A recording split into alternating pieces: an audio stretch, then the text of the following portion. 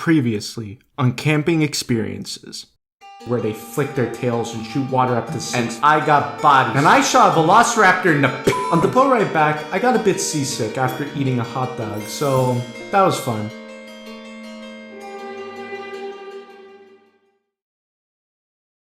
And that's how I found out I was dead.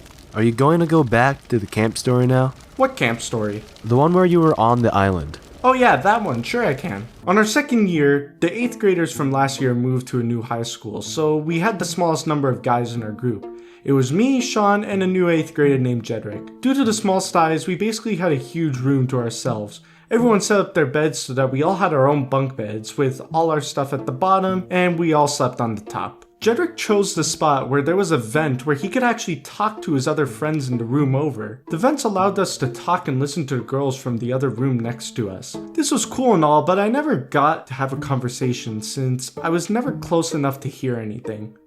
That or Jedrick was singing too loud and it made it so that I could never hear their voices. Jedrick was what you call a player and he had a voice, so what better thing to do than to sing every night to the girls next door. I was fine with Jed singing, but sometimes it just went on forever. I never got the courage to tell him to stop though, I just tried to sleep through it. The first full day we had there, I don't remember. But what I do remember is that on the third day, we did the beach thing again. However, this time, we had new swimsuits.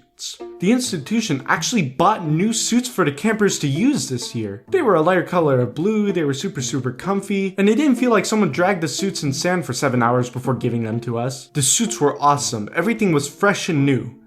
Except for the shoes. The shoes were the exact same as they were here before, but even more ripped up now. It was utterly painful to walk in these, and it was by far the worst experience ever. Later that night we had movie night. This was so cool because we got to watch a movie in our sleeping bags in the Discovery Center. I got to watch Pirates of the Caribbean while being directly under a whale's ribs. I wouldn't have it any other way. The final full day was pretty much the same as last time. We got to look at pet fish, had some fun little activities, and that was it. On Friday, we did rock climbing this time, and that was fun on its own. I was able to get through a few walls, but I never felt safe going through the super huge walls. We then did the sky drop thing where we could strap students to a harness, pull them up on a wire, and then drop it. Yep, that was a whole lot of nope for me. There was no way you were gonna ever get me to go on something that drops me from that type of height. Especially if it's held up by 2 sticks. The trip back was fine this time around. I didn't get seasick and I was actually able to enjoy the food this time. And that was my 7th grade trip. Nothing super crazy happened this time around, but it was one of my favorite years for sure. It was just fun to hang around and get to know my friends a little bit better.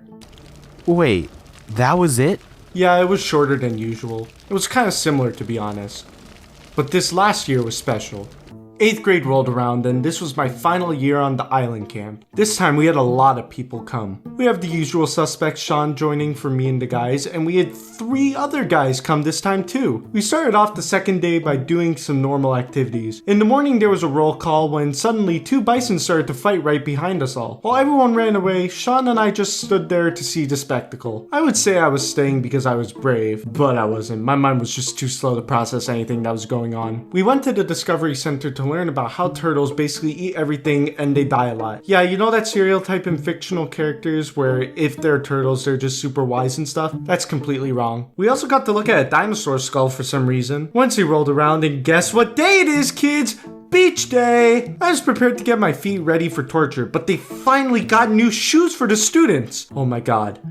This felt so good. Guys, I actually enjoyed myself for once. I was able to walk without the fear of getting arthritis on the bottom of my feet. This time I decided to do something different. We were given bait this year and we had the chance to do some eeling. It's fishing but for eels. The one problem was that it was in the low tide and the eels mostly hide in the rocks during the high tide. Guys, look, I got one! I literally got an eel the second I put my bait in the water. It held on to the rope for so long. I was able to show it to all my friends and they were so freaked out. One of the teachers came up to me and asked if I wanted to eat my catch, which I responded by returning it to the water. Eels are cool and all, but I ain't putting my tongue on that. I was able to get 2 more catches that day, and that led to everyone believing that I was cheating. One person had the bright idea to use their potato chips as bait in an effort to use it as luxury bait.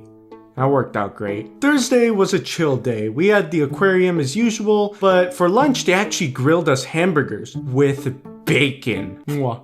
Nice. That night we had the campfire and we had too many s'mores. One of the 7th graders had the bright idea to go out to the dock and look at the night sky after we were done. We all decided to go and I was with a few of my friends. I kind of need to explain some stuff for this next part for it to make sense. I had a crush on one of the students in my school at the time, and I was super shy about it. One of my friends knew that I liked her and she was all like, "Come on dude, this is the perfect time to hug her." I just didn't have the guts to do it.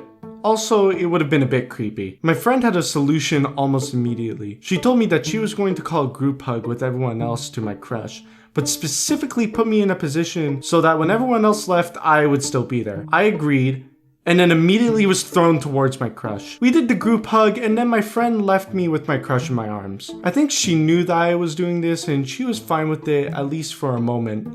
It felt nice. I thanked my friend after that, and that concluded our final full day at camp. The final day, we packed up and got ready to go. We did an early morning hike where we could look over the side of the camp, and then we left. That was it. The camp will always hold a special place in my heart. Oh, and I also got this from a friend a few weeks later. It's a book which has all the photos taken from my trip. It was a very nice gift. While I never see myself going to camp or attending another camp anymore, I do have to admit that it was a fun time. It was always nice to bond with my middle school friends and even just chill or have fun. I still think some of those people who came with me watch my videos. Hi, if you're watching, thanks for the memories. Is he still talking to me? My god, that joke is getting old. No, I'm actually seriously concerned. Just save it. Hey everyone, thank you guys so much for watching. It's finally out. Took me a while, sorry about that. Was working really hard on this as well as working really hard on school and some projects until the virus happened. There was a lot of fan art of this like new character design that was actually made by one of my friends in the past, and it just kind of kept on getting passed around. I don't know, maybe we'll see it in the future again sometime, I don't know. If you liked the video, make sure to like and subscribe. We have a Discord server. I don't often plug this enough. We have a Discord server. Please come, I'm lonely. And thank you guys so much for watching. Once again, don't get flubbernucked.